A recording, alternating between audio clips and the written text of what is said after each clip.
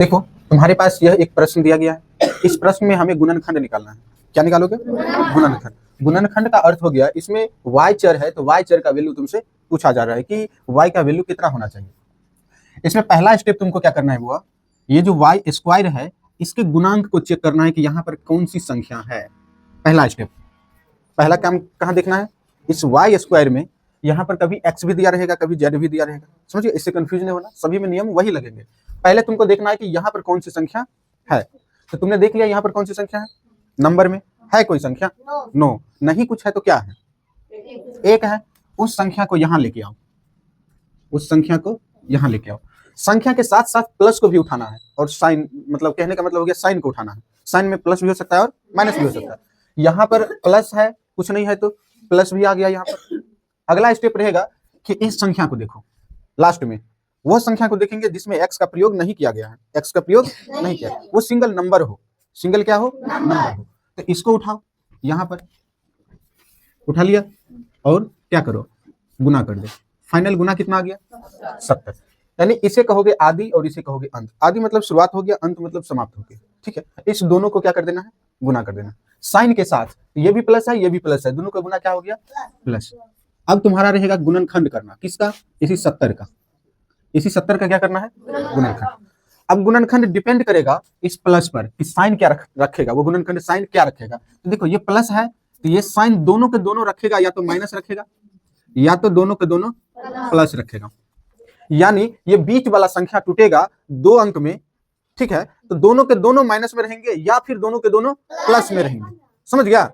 लेकिन वो डिसाइड क्या करेगा कि यहाँ पर क्या है, तो यहाँ पर क्या रखा हुआ है, प्लस। इसका मतलब यह क्लियर हो गया कि ये जो 70 है टूटेगा तो किस में टूटेगा, प्लस में। दोनों किस में टूट जाएगा, प्लस में। यहाँ पर प्लस है तो दोनों किस में टूट जाएंगे, प्लस में टूट जाएंगे। अब यहाँ तक समझ में आ गया।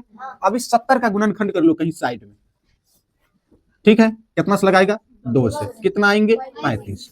फिर कितना से, 5 से 7, फिर 7 से लगा दो 1 आ गया, छोड़ दो। अब ये 70 तुमको टूटा है कितने में, 2 इंटू 5 इंटू 7 में टूट गया।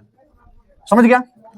अब इसको इस प्रकार से 2 अंक में बदल दो कि जोड़ने पर 70 आ जाए और गुना करने पर, सॉरी, जोड़ने पर 17 आ जाए और गुना करने पर 70 आ जाए। तो देखो ध्यान से कि ये 2 और 5 को गुना करके 10 बना लेंगे और इस 7 को अकेला रहने देंगे। हो गया ना?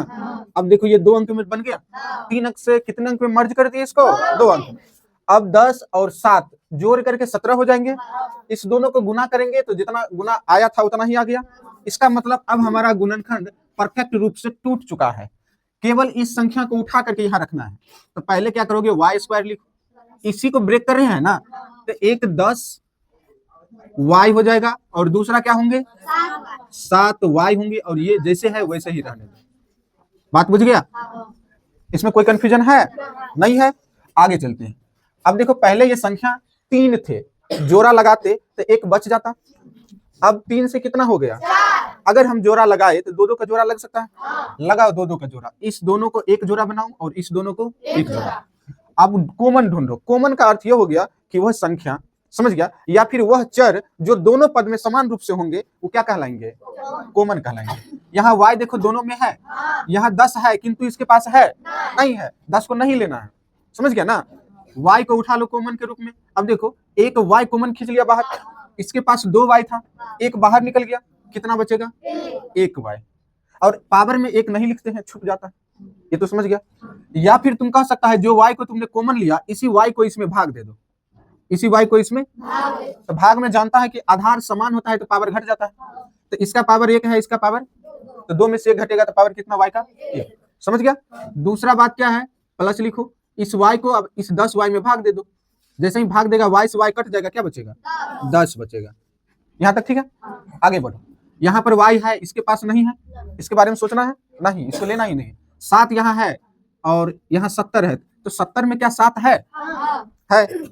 तो उस 7 को तुमने कॉमन ले लिया, ठीक है। फिर क्या हो गया, y। अब इस 7 जो कॉमन तुमने यहाँ से उठाया है, इसी को इसमें भाग दे दो। भाग देगा तो कितना, 7 दाएं 70, 10 टाइम में कट जाएगा। अब फिर से देखो यहाँ पर, अब फिर से ये देखो 2 संख्या बन गया। अब इस दोनों में से कॉमन निकालो। क्या करेंगे, दोनों से कॉमन निकालेंगे। देखो y + 10 यहाँ भी है, y + 10 यहाँ भी है, तो यहाँ लिखो y प्लस में 10। अब इसको कॉमन निकाल लिया तो क्या बच गया यहाँ पर y। अब इसको निकाल लिया तो यहाँ क्या बचा 7। इस प्रकार से इस सवाल का गुणनखंड यह निकल गया। समझ गया? किसी को कोई डाउट है तो पूछ सकता है, नहीं है ना? उतार लो इसको।